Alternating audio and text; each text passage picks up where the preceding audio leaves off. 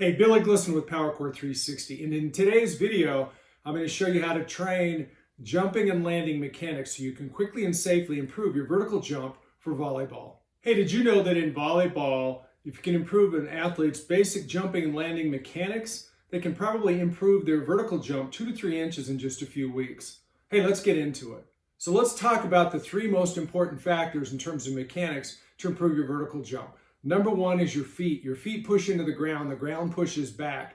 That initiates the upward movement and power of the body going vertically.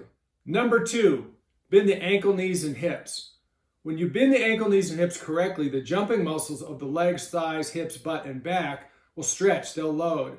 That will increase the power so you can jump higher. Number 3, use your hands and arms. When you use your hands and arms correctly, the speed and the height of your vertical jump will immediately improve.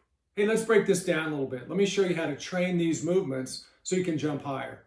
The feet interact with the ground, so how you position and use your feet can impact your vertical jump height and the speed of your vertical jump.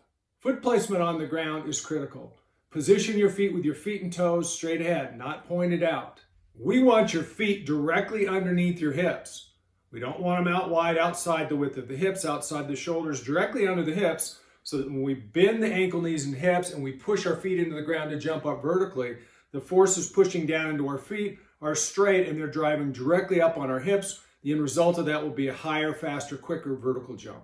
When you're performing your typical 2-legged strength exercises for vertical jump, your lunges, your squats, your RDLs, keep your foot placement and foot width in mind.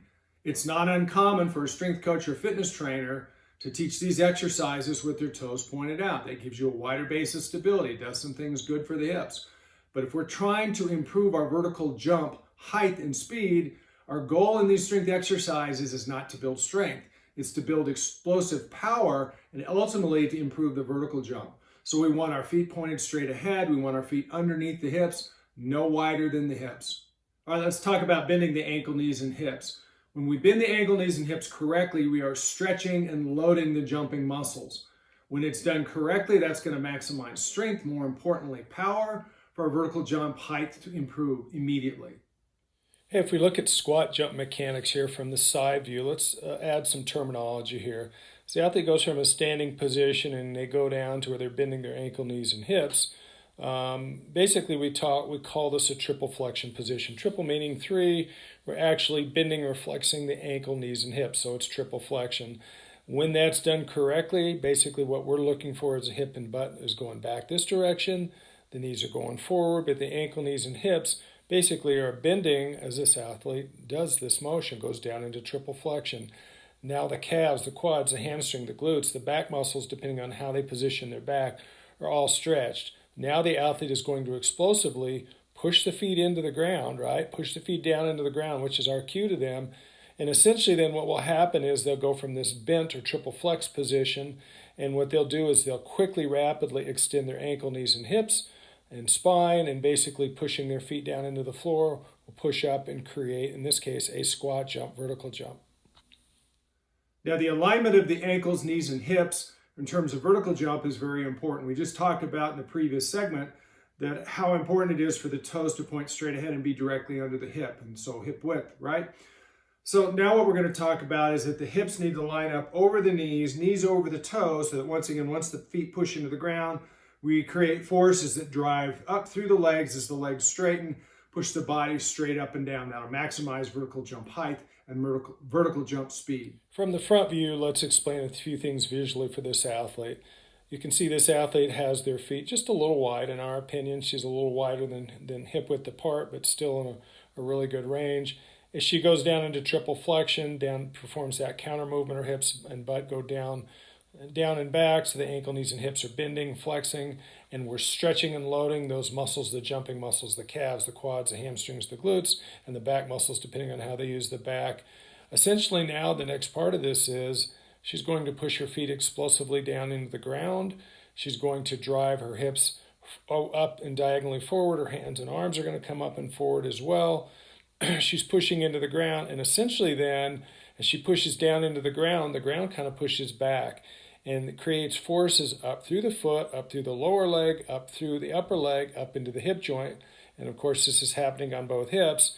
And when this is happening quickly and fast, and of course we haven't talked about it in this video, in previous videos and later videos we'll talk about stability, when the small stabilizer muscles around the ankle, knees, hips, and spine are working, when the big muscles, the jumping muscles, calves, quads, hammies, glutes, back muscles, they all work together to create these upward forces with the feet pushing into the ground.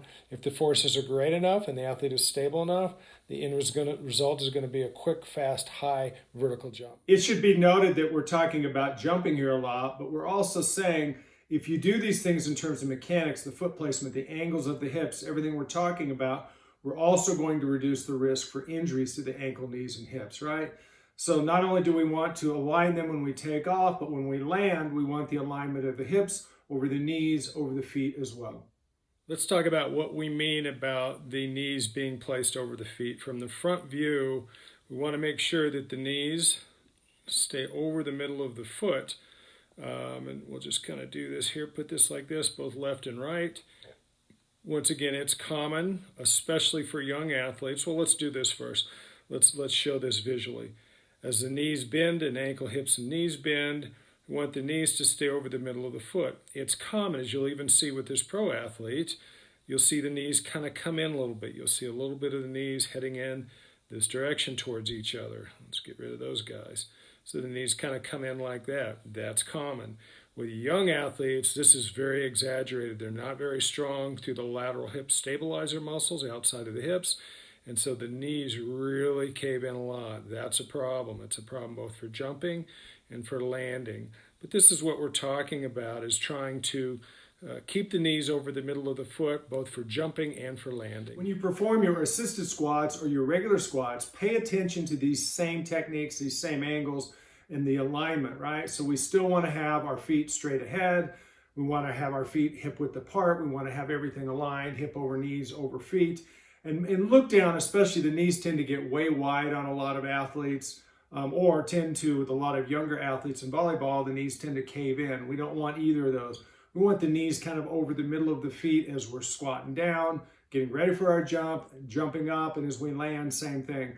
We want that alignment, and specifically here, we want to make sure that the knees are kind of staying over the middle of the feet. All right, let's talk about the use of the arms and the hands. Proper use of the arms and hands can immediately improve your vertical jump height and vertical jump height speed. As you bend your ankle, knees, and hips, as you drop your hips down to the ground to stretch those jumping muscles, we want the arms and hands going back, up, and behind the body and up as far as you can comfortably. Depending on the speed that you need for your jump, if we bend the elbows versus keeping the elbows straight, you can jump very quickly.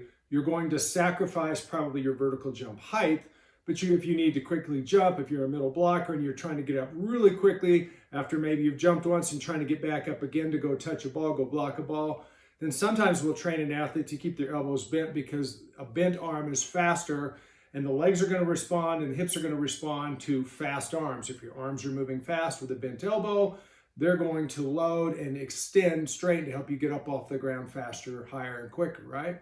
But for the most part, if we're talking about approach, we want the arms straight. We want big arms. We've got more time, excuse me, in your approach to create a big, fast arm movement with the arms and elbows straight and get them up behind the body.